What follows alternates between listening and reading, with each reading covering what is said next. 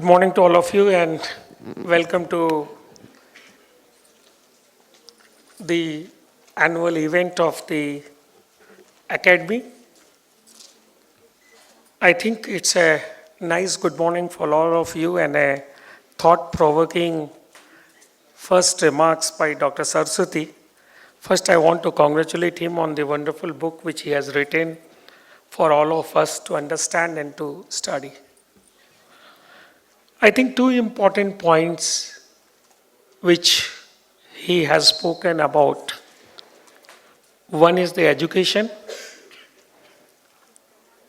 One is the internship, and one is of the skill education which we are trying to do.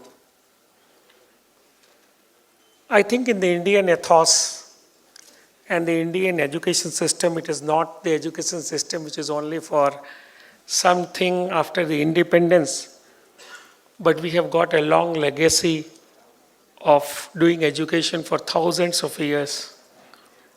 And I think in Indian ethos, skill is always treated to be more than education.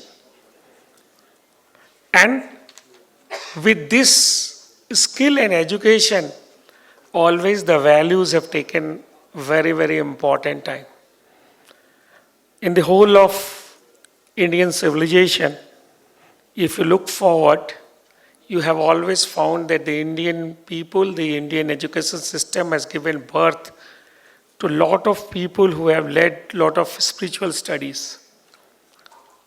We always remember that when Germany was very strong in terms of technology, very strong in terms of education, very strong in terms of infrastructure. They have given Hitler to the world. And at the same time, when we were very weak in education, we were very weak in infrastructure, we were very weak in the terms of our economy, we have given Gandhi to the world. So giving Gandhi to the world and giving Hitler to the world are two contemporary things which has happened and which we know in our lifetime. It has happened because the values and the value in the education is always imbibed in the DNA of Indian education, in the DNA of Indian society. And that's why Dr. Saraswati has also spoken that we are not giving some nurses, but we are giving our daughters to take care. So this is the beauty of the value and the value which we work for. What India is a very, very big civilization, I think, and very big part of the world. It is important. I recently visited a lot of South Asian countries and a lot of Europe. It is true that everybody is looking towards India for a lot of things. And it is also true that no government or no government bodies can really do those kind of Bhagirath work. We need a lot of societies like this. We need lots of NGOs. We need a lot of Section 8 companies to complete the work. I went to Germany and I found that in Germany, a lot of restaurants, a lot of hospitals are closing because they don't have people who can work there. They don't have young people.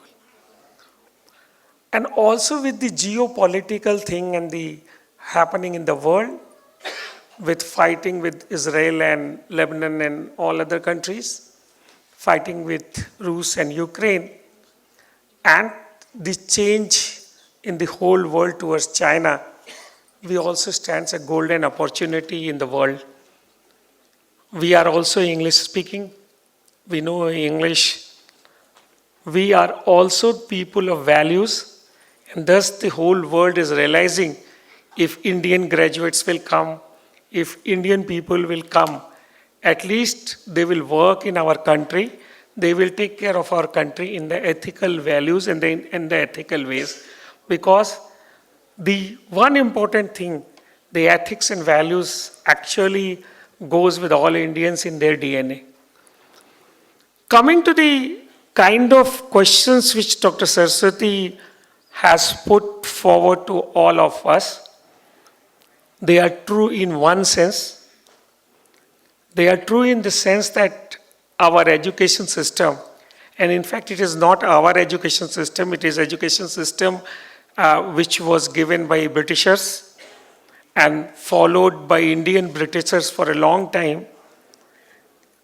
The system is not able to deliver the things in sync with the current age of technology, with the current aspirations of industry, and with the current aspirations of becoming India as a global leader. I think it's also time for all of us to introspect. The doctors, the engineers, the vice chancellors, the NGOs, the company like what Saraswati ji has formulated, with all of us, it is the time to introspect where we should do what. It's true that Indian doctors are best. It's true that we command on most of the data in the world, but it is still true that we are not producing any product of artificial intelligence or data science which can assist our doctors. They are taking data from us and giving back the product to us, which we have to really buy. It's true that most of the engineers who design chips, who design computer chips, who design the mobile chips are from India, but it is also true that we don't produce any chip. We are not a producing state, or we are not a producing country where we produce semiconductors or semiconductor chips. Small countries, just like at the time of place of population of Bangalore, like Taiwan is producing and the most producers of LED and most things. Companies like countries like Vietnam, which are very, very small things, are producing larger quantity in respect to us. So what to do? We are younger people. We have got a young generation, but those generations are begging. Those generations are not skill oriented. Those generations are not very kind of things which we can really go to abroad. It's also true with all of other things. The country which is sending most of their students to US and UK and Germany, Australia and Canada is our country. So most of us go there, take higher studies. Most of the US universities or UK, Australia or things universities are flooded by Indian students. Most of the researches, postdoctoral and doctoral programs are for Indian students, and they are doing well. And all of us from engineering, I and Bhanuji is from the 91 batch of HBTI. We know that all our colleagues, most of our colleagues are in US doing a lot of work and having the citizenship. But they are not coming back to the country. Most of the Indian unicorns we have produced. We are the largest producers of startups, but still most of our unicorns are from US. They are not incubated in India. But most of the Chinese unicorns are incubated in China itself. Most of the Chinese scholars who are going to US universities are coming back to China to do work for their country. I recently visited Taiwan. I told there were, we visited some 12 universities. All universities were winning US world ranking. But most of their vice chancellors and rectors are from the US. So they chosen the people from their state. The government has gone there and requested all the senior professors who belong to their country to come back and contribute in their own country. I think these things are required. It's a wonderful thing, and it's a global world now where we can have lot of global internship, which a pilot has been run by this foundation, this company. I wanted to congratulate them. But there are more kind of things are required. I wanted to tell you that once we were having 5 IITs, they were the best. But once now we have nearly 25 IITs, we have quality issues. So once the quality, quantity, they are always on the elusive triangles. So if the quantity increases, the quality goes down. So how to maintain quality and replicate the model and make it replicable is one important thing which we have to learn, which we have to plan. Indians are very good in knowledge, very good in brain, but poor in execution, poor in their data management, poor in their marketing. I think the model which has started with two important countries, one is of Hague of nursing, the other with the Callus, is our important model for our experiments. I think these models should be experimented throughout the university. It should not remain in Karnataka. If it remains in Karnataka, it will become a local model. Because already if we know in Bangalore, because I headed a technical university for 6 years, I know the last college of the Bangalore also people are getting job in Bangalore. It is not due to their knowledge, but it is due to the vicinity of startups, industries and all other things. And it is also important that Tier 2 and Tier 3 cities of the country are having a lot of young people who are more intelligent, but due to the scarcity of the opportunities they have, they are not getting through.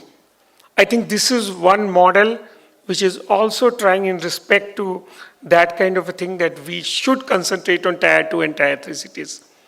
So I want and I request Dr. Sridhar to come the northern part of the country, come to Uttar Pradesh. I and Bhanuji are there.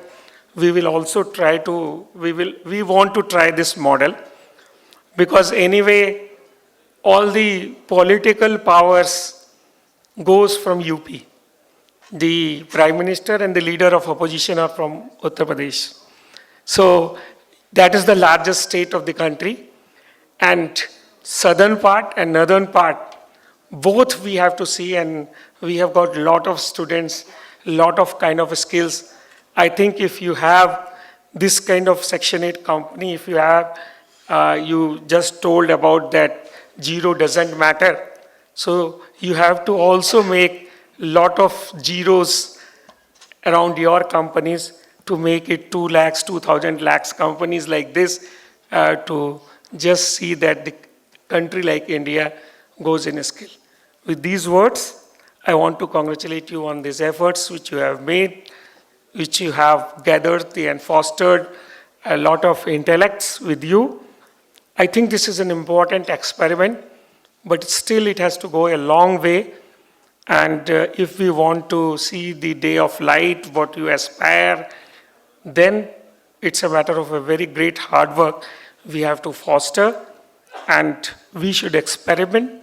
As a part of the Association of Indian Universities, I really welcome you. If you want to sign an MOU with AIU to do all those things, we are more than ready.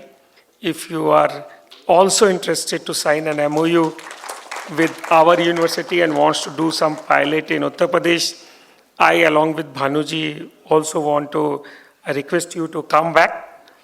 You have not gone to Netherlands to sign MOU because it was some part of the other country, but for Uttar Pradesh, because we have got Varanasi and Ayodhya both, so you have to come to Uttar Pradesh to sign the MOU. We will not come to Karnataka to sign the MOU. That is what we are making it clear. So thank you very much for inviting me. Thanks for the warm hospitality. Thanks for the visionary leadership of Sridharji. But still, it's a very, very small thing which he has done. I will not say because I am not the master of the ceremony who will tell you have done a lot of things. Long way to go, and long live this Section 8 company. And it's a very, very Bhagirath Prayas you have to do to achieve what you have thought. Thank you very much.